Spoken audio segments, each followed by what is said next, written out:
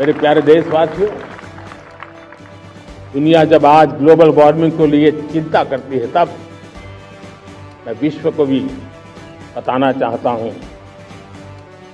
कि भारत ने तय किया था कि हम 2030 तक क्लीन एनर्जी भारत में 50% पहुंचा देंगे। ये लक्ष्य हमारा 2030 तक था।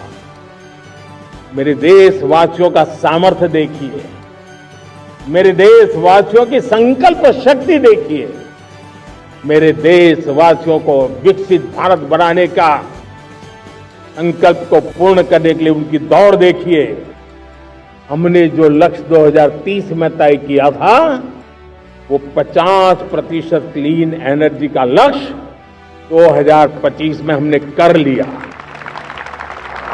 5 साल पहले हमने अचीव कर लिया, क्योंकि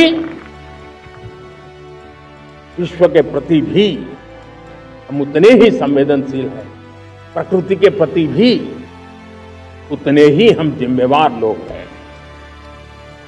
मेरे प्यारे देशवासियों, बजट का बहुत बड़ा हिस्सा ये पेट्रोल, डीजल, गैस, इन सबको लाने के लिए खर्च होता था। लाखों करोड़ रुपये चले जाते।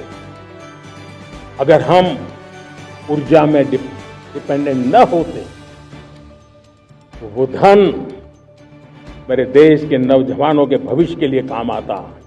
वो धन मेरे देश के गरीबों को गरीबी के खिलाफ लड़ाई लड़ने में काम आता। वो धन मेरे देश के किसानों के कल्याण में काम आता।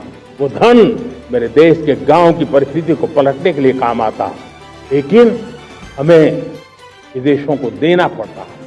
अब हम आत्मनिर्भर बनने की दिशा में काम कर रहे हैं। देश को विकसित बनाने के लिए हम अब समुद्र मंथन की तरफ भी जा रहे हैं। हमारे समुद्र के मंथन को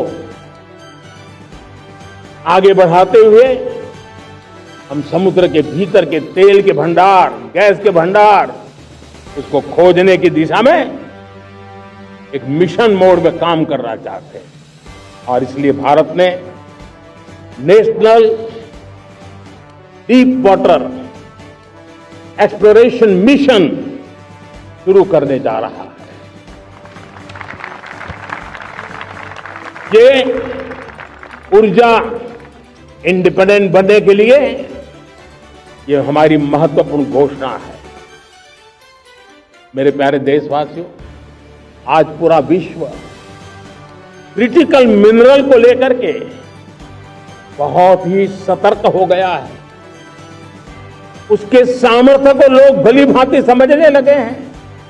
कल तक जिस तरफ ज्यादा ध्यान नहीं था, वो आज सेंटर स्टेज पे है। हमारे लिए भी क्रिटिकल मिनरल्स में आत्मनिर्भरता बहुत अनिवार्य है।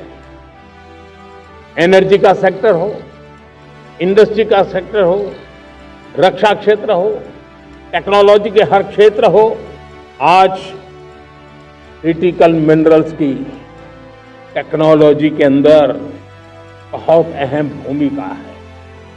और इसलिए नेशनल क्रिटिकल मिशन हमने लॉन्च किया है। 1200 से अधिक स्थानों पर खोज का अभियान चल रहा है और हम क्रिटिकल मिनरल में भी आत्मनिर्भर बनने की दिशा में आगे बढ़ रहे हैं।